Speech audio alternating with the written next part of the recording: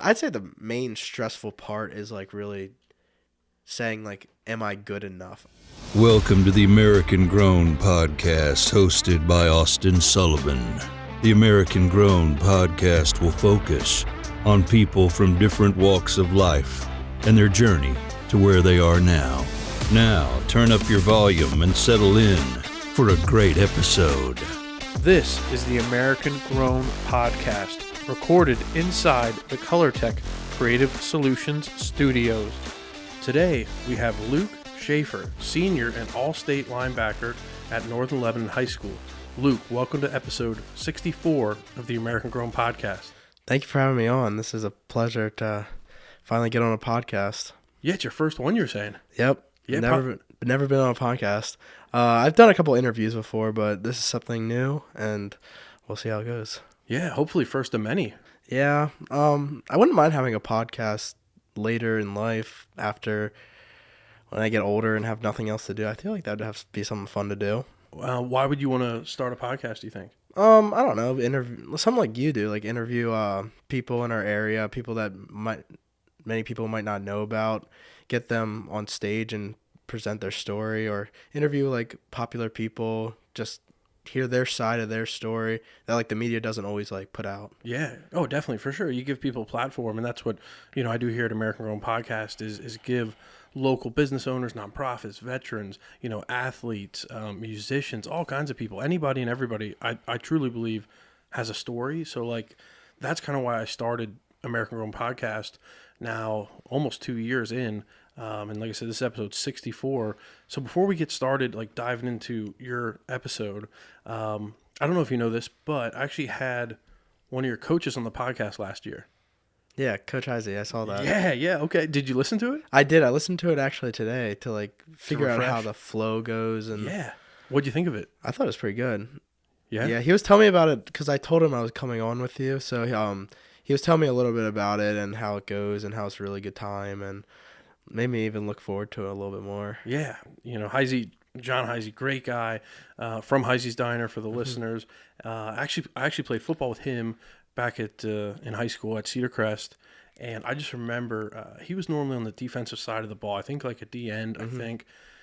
And man, could he hit? I just remember, like, anytime I lined up against him, I was like, okay, I gotta give it a little extra, because even during practice, John always went all out. Yeah, I could see that side of him in practice sometimes. We had a smaller amount of players this year, so like sometimes the coaches would have to be like look offense or defense, and he was always frustrating sometimes because he was hard to move, to be honest. Yeah, he didn't like make it easy for us, so that was a good thing, I guess. I believe it. So even as a coach, he goes all in, he goes all out. Yeah, that's great. Oh, and then for the listeners, if you'd like to go back and take a listen, it's episode 5.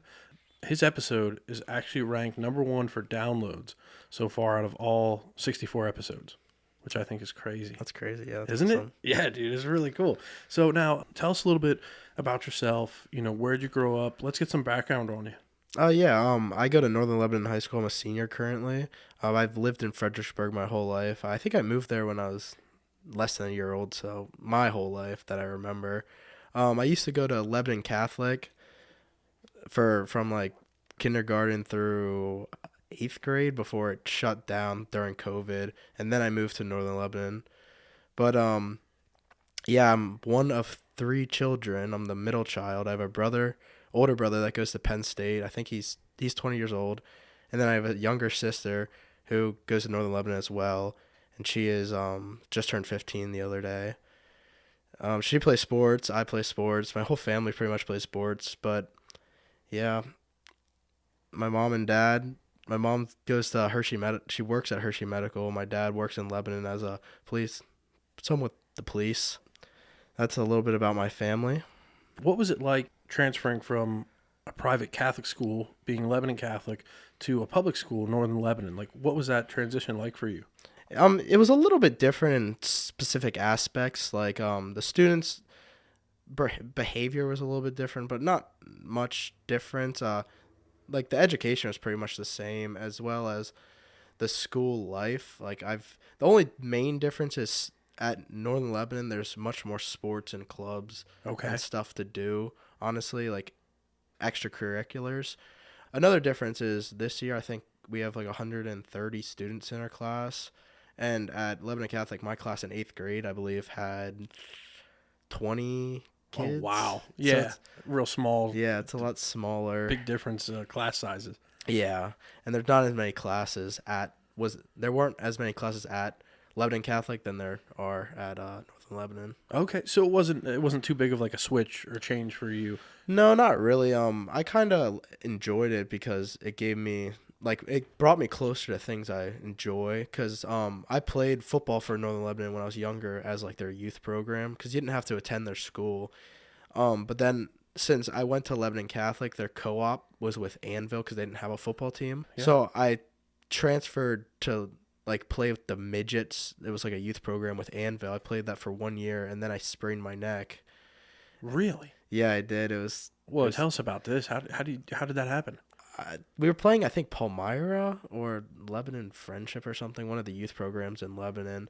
And I was a running back, and I got the ball up the middle, and I just lowered my head. I didn't even No. Head-to-head contact. Yeah. Got a concussion. I was a little dizzy, out for the rest of the game and the season. I was in a neck brace, actually, which is kind of funny. Holy cow! Luckily you're all right, because I always remember the middle school. So I played middle school, high school. The defensive and offensive line coaches would always say, like, eyes to the sky, like, always keep your eyes up. So you lowered your head, probably not really knowing, and being a young kid. So you were out that whole season. That probably was like a bummer. It wasn't that. It was obviously not good because I think I only missed like 2 games though because it was like near the end of the season. Okay. Which was, I guess, better, but it was still frustrating because I'm not one of those guys that like to just watch. I kind of like playing. Yeah. Like, I still went to the games and stuff and practice, but it was just frustrating not being able to participate. Yeah, for sure. Oh, I bet. Like you mentioned, going to Lebanon Catholic, you could, go play football elsewhere. So you went to Annville Cleona and played for their team, which is kind of wild because, like, looking back, now that you're a senior, right, at Northern Lebanon, had Lebanon Catholic never closed, you'd still be playing for Annville. Yeah. Things could be a lot different. Yeah, and they're also like our big rival right now, so it's kind of crazy. Oh, that's right. Dude, you went to the other side. That's crazy. That is really crazy to think about. What is your take on, real quick, and then we can kind of move on from Lebanon Catholic, but what is your take with the school closing? I kind of took like that bad side of it and turned it into like a positive side, taking it as like a new opportunity to play football at a school that I like go to, which is definitely a lot nicer than co-oping. Yeah. As well as take it as an opportunity to make more friends on top of the friends I've already created throughout the past years. So that was definitely like the bright side of it. It was a little like, I still think about it. I'm like, oh, that's crazy. Like a lot of those guys like were really close. Yeah. And like, I can't really like see them as much as I used to be able to. And like graduating with them would have been cool, but I kind of just take more positive than the negative side and take it as a new opportunity. That's a great way to look at it. So through the co-op, you would play for Annville Cleona, even midget football you mentioned. Once you got to Northern Lebanon, were there any other sports or clubs or organizations you were a part of? Yeah, I played basketball a little bit it was called CYO. It was like, I think it stands for Christian Youth Organization. I'm not 100% sure on that, but that was like with my friends at Lebanon Catholic. That was like middle school basketball because we didn't really have a middle school team. So I played that throughout my 3 years of middle school at Lebanon Catholic, and actually my 6th grade year was the first year I played basketball. And then when I got to Northern Lebanon, I'm still playing basketball currently, but I played my freshman and sophomore, and last year I actually didn't play because of my broken arm I got through football. But I'm playing this year again, and we're on the upcoming, I guess you could say. We have a lot of young guys who are like proving themselves as like future pieces of the team. Yeah. And we should actually be pretty good in the future. I mean, obviously I won't be there, but we're moving in the right direction. Oh, that's awesome. No, that's great. And I had to check it myself because I want to make sure, but it's Catholic Youth Organization, CYO. Small world, again, really small world. My wife actually did some like assistant coaching. Okay. This goes back before COVID for Patty Hauer. Yeah. And it was a lot of fun, but beside the point, I wanted to make sure because I'm like, I think it's Catholic. I wanted to check, so I wasn't 100% sure. Let's take a sip break real quick. Gotcha. You're saying for basketball, it looks promising for the future. Should be a pretty good team. Okay. But now you also mentioned before we went on a break there, that did you say you broke your arm or dislocated your arm? I actually fractured my arm. I think it was my ulna in my right arm during, I think it was our 8th game of the season last year, which was kind of detrimental to my season. I mean, I had a really good season last year, but it ended early. Not really what I was looking forward to, but I guess I took the time to get a little stronger and rehab that back, and it didn't give me a problem this year. So it's amazing to come back from an injury like that, especially the position you play is very aggressive, being a linebacker. It's not like you're a kicker or something. Like you're out there making plays, making tackles, and hopefully sacking the quarterback. When did you... Well, let's finish. I'm sorry. So, okay, football, basketball, track, baseball, anything like that? I played track last year. It was my first time playing track. I high jumped, which was kind of interesting. You're a high jumper? Yeah, high jumped. Really? Yeah, when I tell people that, they don't really believe it just because you're so tall. Body type, and I do weigh like 220 pounds, so it's crazy. Okay, did you like it? I did like it. I did enjoy it. I actually wasn't terrible at it. I mean, compared to like the guys I went against, they were pretty good. But like, yeah, I made it to like leagues, and I didn't place like near the bottom. I was like somewhere in the middle. But it was my first time doing it, so like that was kind of fun. And this year I'm planning on playing baseball. Whoa, getting away from track? Well, I'm going to try to do track on like, cuz that like honestly that didn't really like practice that much. It was kind of like free, like you work on your thing and then you can leave. So I was wondering, I'm going to talk with the coaches, of course, but I'm going to try to play baseball and then see if I can still attend some of the meets or whatnot. But I'm really looking forward to like trying baseball, especially because we have a new coach, Coach Tome. Okay. And he's actually a really good guy. I really enjoy him. And I lift with them now to like be able to get in the weight room in the mornings, and he knows what he's talking about, and he's building a pretty good team because they had a really good team last year and made a state run, and supposedly we're going to be better this year. So I'm just trying to be a part of that, trying to help out as much as I can. Yeah, I'll tell you what. I think having a coach that the athletes want to play for, I think is huge. Because of course you can motivate yourself as a team or as an individual, but like when you have a coach that you just want to play for and win for, I think it makes all the difference. Yeah, definitely. That's like kind of like Coach Rice too, my football coach. He's one of those guys that I'd put 100% on the line for. He's one of my good guys that I've met throughout the years that I just want to stick around. Him and the staff, especially like the staff, I enjoy a lot of those guys. A lot of them coached me throughout the years as well, like before he's got there. So like when we have our whole staff, like I enjoy a lot of those guys. So like going to football is not really playing sports. It's more hanging around with guys I enjoy being around. And I think that's what it's all about. I think that's the key to get more student athletes out for sports is a coach that gets along with the kids, sees eye to eye with the kids, but they also respect and they want to win for. Yeah, I think that's huge. When did you realize your passion for football? Like when did you like, I really like playing football and I'm good at it? Probably actually after I sprained my neck.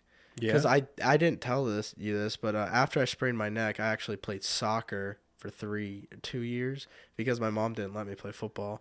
Oh, I bet. Yeah. How'd your mom take that injury? She was worried, especially with her being in like the medical field. She kind of like sees a bunch of stuff and like, I don't know. She's, I guess, a little bit more paranoid than most other parents because she's like been around like, oh, this could happen, that could happen. So she was a little worried, probably more worried than anybody in my family. But I actually didn't play, and I was fine with that actually because I didn't want to get hurt again.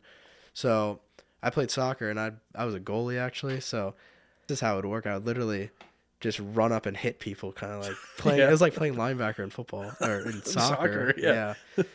And that was actually a lot of fun too. But then actually for Christmas, I think it was going into my 9th grade year, one of my Christmas presents was football gloves. And I was a little surprised at first, but then that was my parents' way of telling me I could play again. So that was really exciting, and I obviously took up that opportunity. And I was going to play for Annville, but then that's when our school shut down. So I played my freshman year at Northern Lebanon, and I just fell right back in love with it.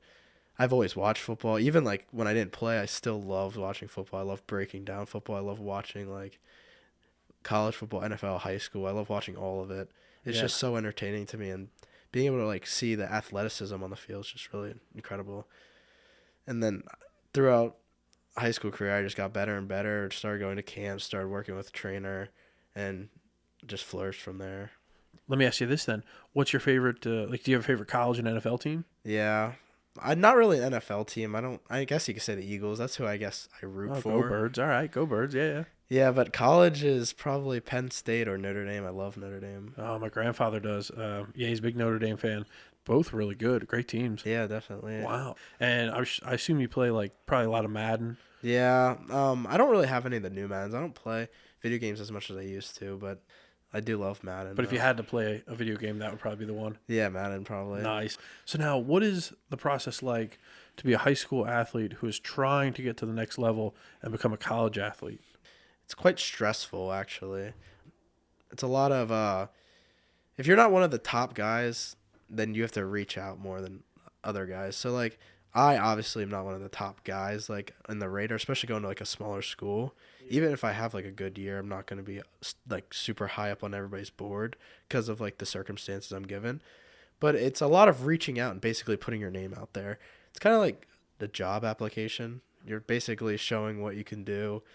Huddle actually helps a lot. So like sending your film out helps a lot. Twitter, it's all really through Twitter. Okay. So and what's real quick? What's Huddle? Huddle is like our film. It's like you can make like a highlight tape on it instead of like okay.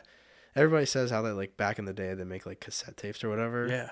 Or what is it? VHS. VHS tapes. VHS, and then you burn your film onto CDs and stuff like that. Yeah, or USB drives. Well, yeah. Wait, is it cassette tape? Is that a thing?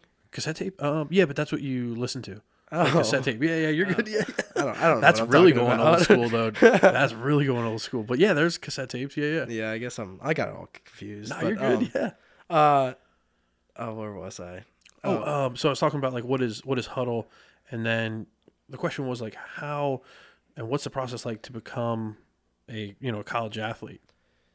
Yeah, you basically send your film out and like your resume, but it's through Twitter, which makes it easier because like you're able to like contact these coaches without having to get like their email or phone number. Okay. Just look up their name, follow them, and then you can like talk through there, which is really beneficial for like student athletes, so they don't have to like find the right email or the right phone number to contact. And then once they talk to you more, they'll like send you their contact, and then you continue to talk through there.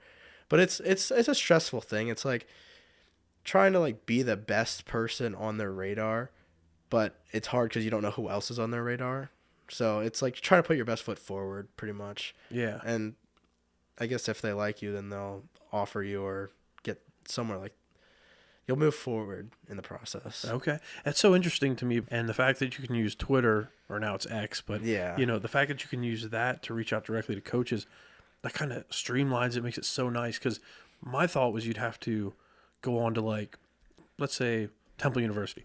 You'd have to go on to their athletics website, and then from there you'd have to find the coach, and then from there you'd have to find his website, or I'm sorry, his email. Yeah. And then from there you'd have to email, but you're using X to go directly to the coach. Yeah, and don't get me wrong, you could do that 100%. Like, Yeah. I've emailed coaches before, and that still works. It's just that Twitter, like, I feel like everybody's becoming more advanced, and that's what pretty much every coach is on, because it gives them the notification right away. You don't have to scroll through a million emails. Right, yeah. And, like, also, like, in your Twitter bio, you almost are using it as, like, a recruiting thing. So you'll have, like, your height, weight, school, GPA, like, your specific times or, like, accolades. It's a lot easier, so the coaches could just like check like, oh, that looks good for our thing, let's talk to this guy, or bring him on campus. Pretty much, it's really nice.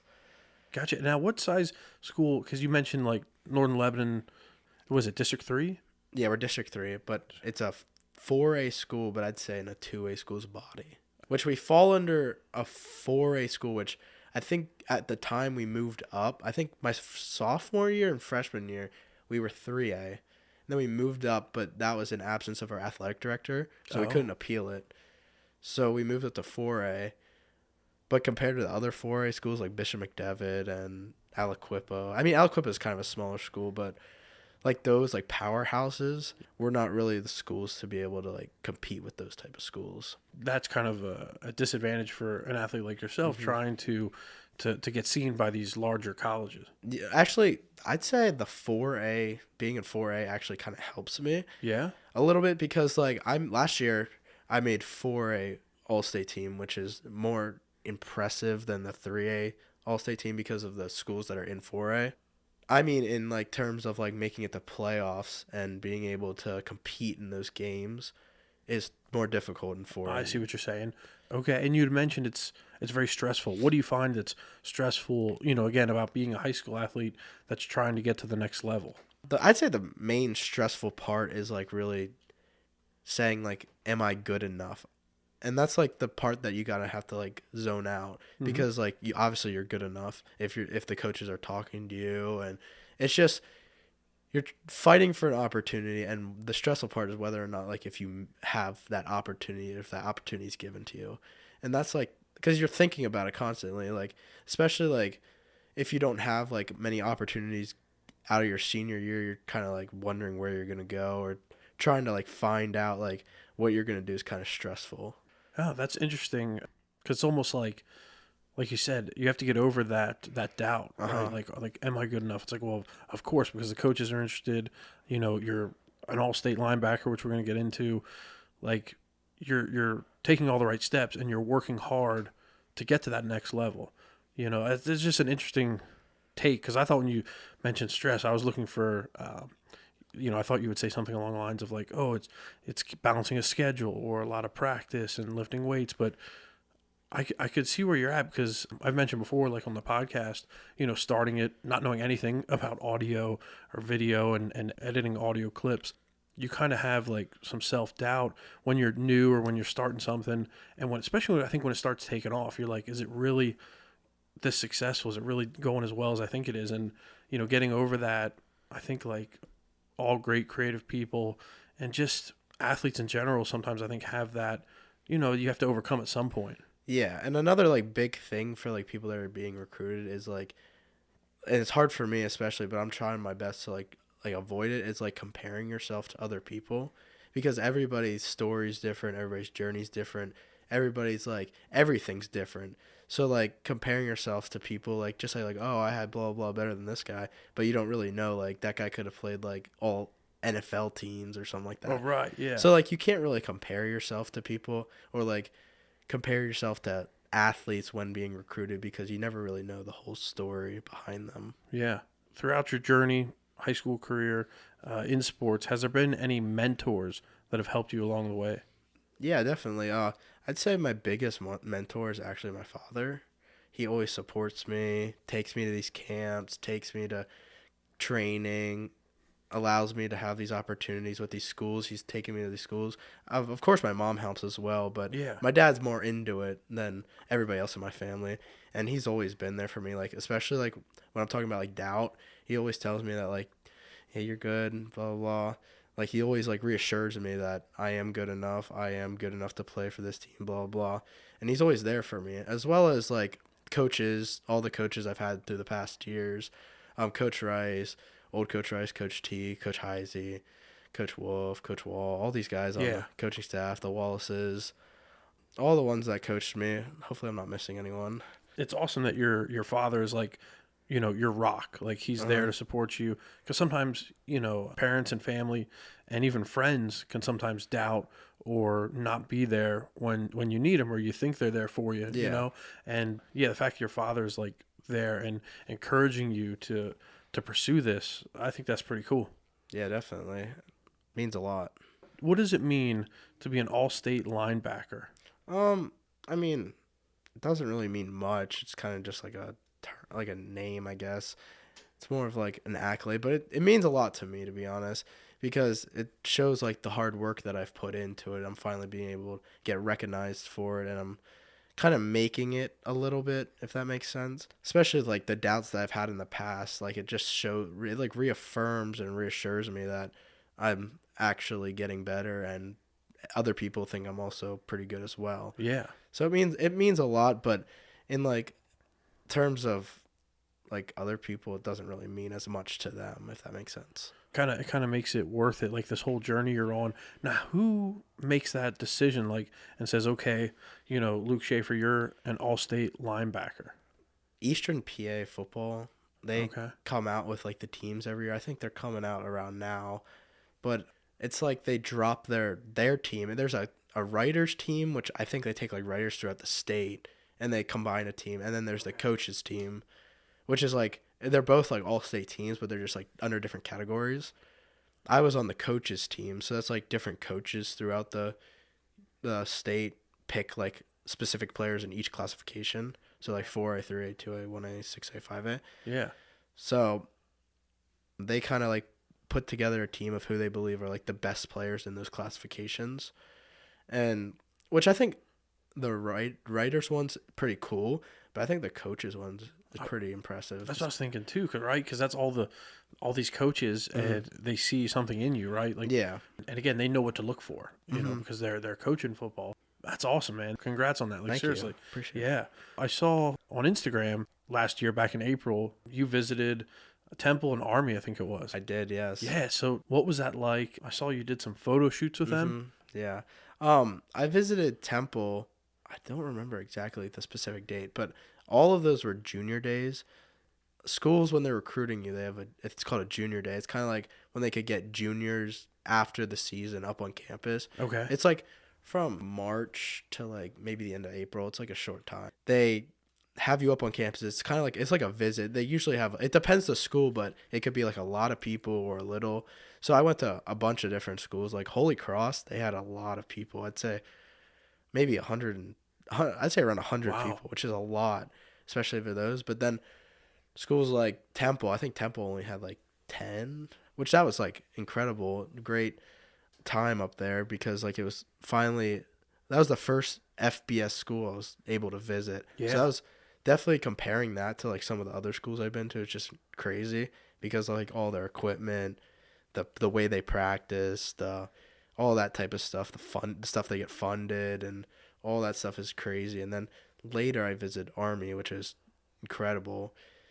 They had a huge weight room. The way they practice, it's just like, and especially like Army, they're like the military. They take you through the campus, show you everything, which is just really cool.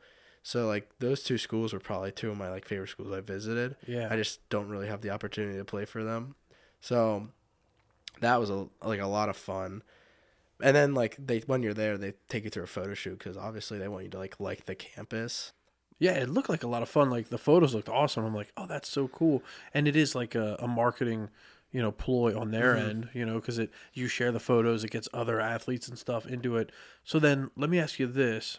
Are you planning to play at the next level, and have you committed yet with any teams? No, I have not committed, and yes, I do plan on playing. I have a couple offers right now. A bunch of PSAC schools are like interested. Yeah. That's probably where I'm going to play, is in the PSAC Division II. Yep, okay. But I'm not exactly sure where I'm playing yet because I haven't visited any of these schools, and I'm still like kind of waiting on some other schools, figuring out what opportunities I have.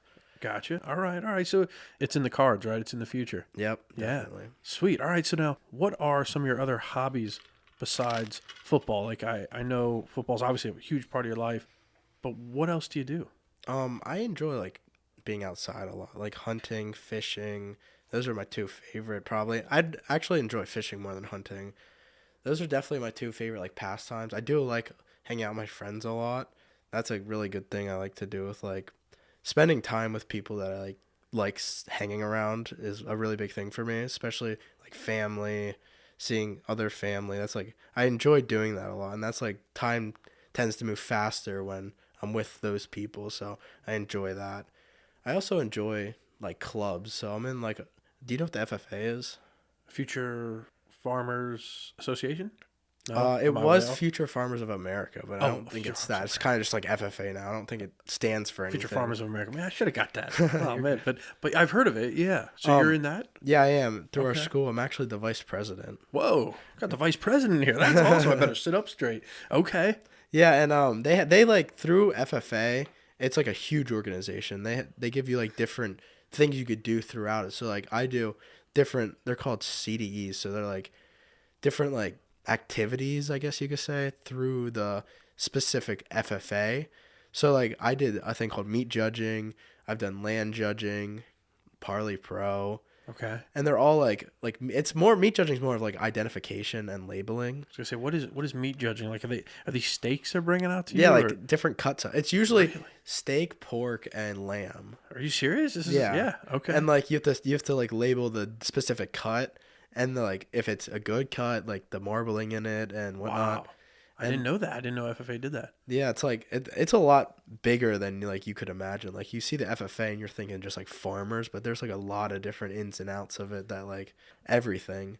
Actually was a state placer, or is placer a word? Yeah, it sounds about right. I placed If at not, states. it is now. You placed at states. Okay.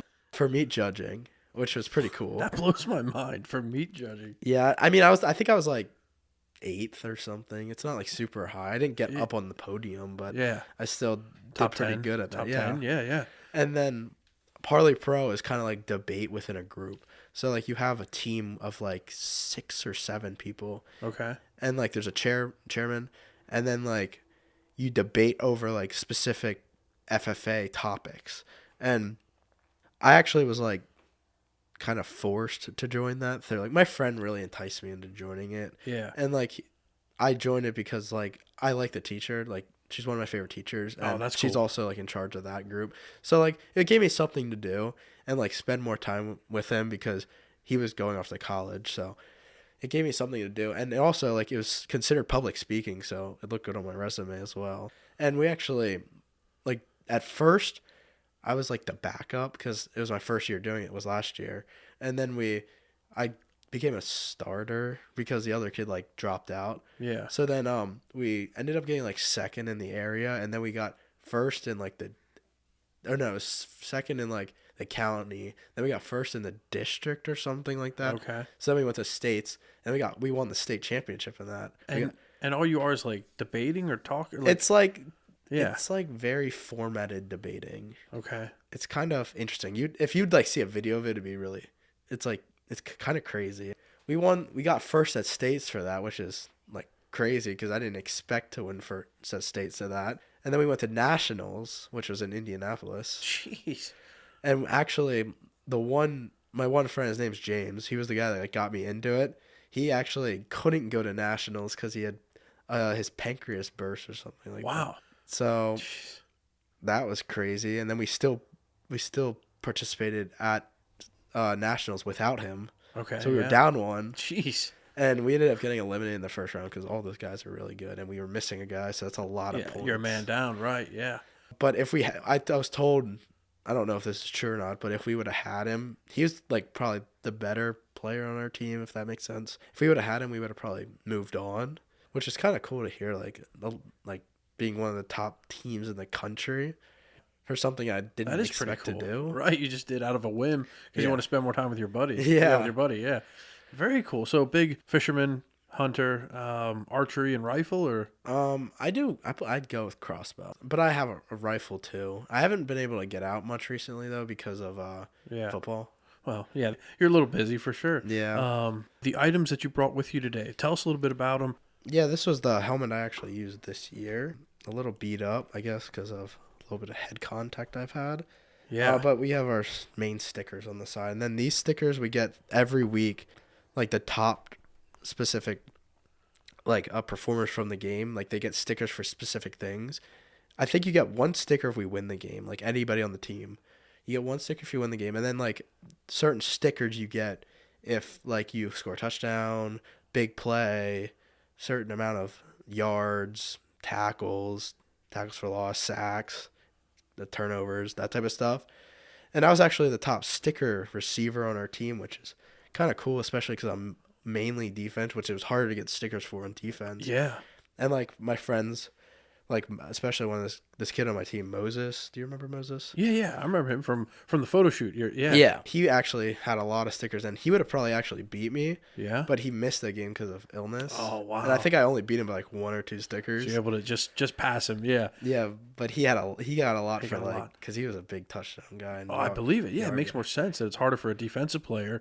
So you get them by like sacks, loss of yards, or fumble. Like how would you earn them? Like forcing a turnover is one. I believe like I think it was over 5 tackles or maybe 10 is another sticker. Wow. And then like big plays. So like if you have a big hit that could like halt someone's drive, or like tackles for loss, sacks, that's another sticker. But like it was kind of difficult to get them because like only a couple of games you'd have like over 10 tackles, so that's like 2 stickers. Where like yeah, I think on offense it was like if you had 50 yards was a sticker. So like when Moses would rush for like 200 yards or something, you'd get like 4 stickers. He's set right there. Yeah, for sure. And then Northern Lebanon, you guys are the Vikings. Yep. And the stickers you're describing are like I picture. I'm gonna nerd out, but the Assassin's Creed Valhalla with it's a video game of Vikings, right? Okay. And they have like dual axes, so that's pretty much what it is. Yeah, like battle axes. Battle axes, yeah, exactly. Cool. And there will be photos up on American Grown Podcast on Facebook and Instagram for all the listeners because this helmet is. Could you turn it around real quick? This way? Yeah, I mean it is beat up. Like it's been through the ringer. You can tell this has been battle worn for sure. Wow. I mean, dude, you're missing chunks of the actual paint is off the helmet. Yeah. And I think there actually is right here. I got hit in the ear once. I actually had to get stitch in my ear because did you? Was it bleeding? Because it like lacerated my ear. Holy cow! But that happened like our second game. I had to get stitches in like the training room right after the game. And then you also brought a jersey of some kind. Yeah, I brought my game jersey. Oh, perfect. That I worn. Actually, there's a funny story about this. This was the game jersey. We got these my sophomore year, and I picked number 8. That's been my number throughout the years. But I started with number 8 my sophomore year. I wanted to pick number 9. That's been like a thing through my family.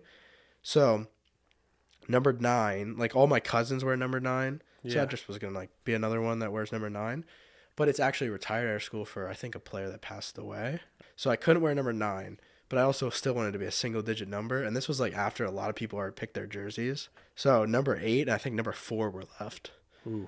So I picked number 8 because it was close to number 9. Yeah. And ever since, I've worn number 8. So it's always been number 8. Yep. So those are the 2 items you brought.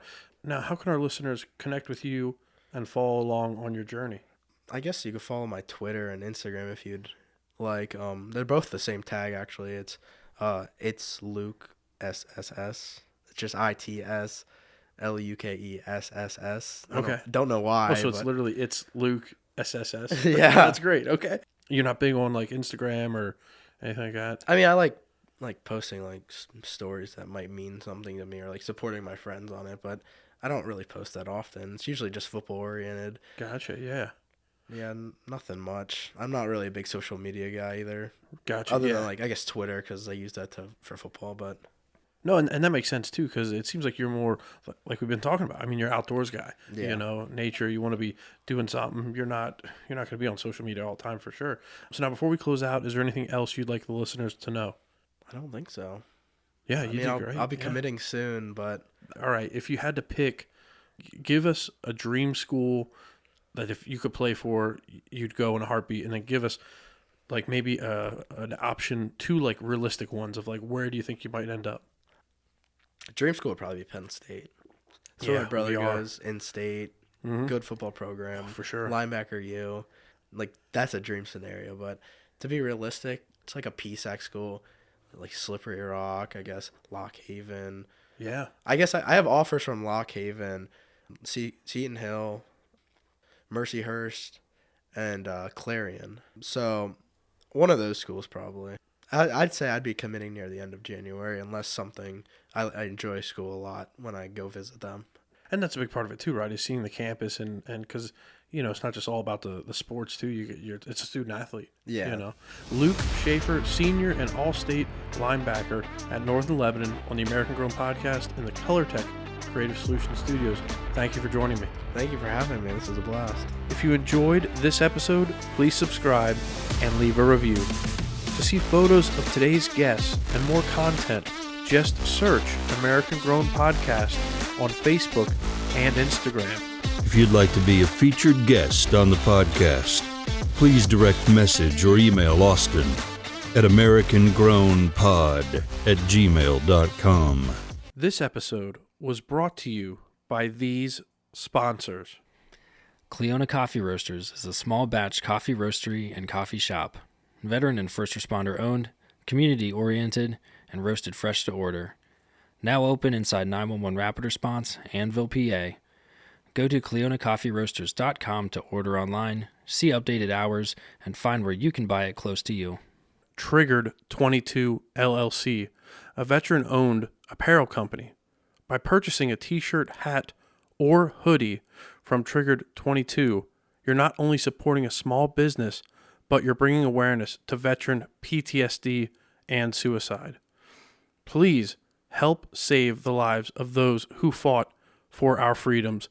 Visit triggered22.com now and place your order. Let's help those suffering from invisible wounds.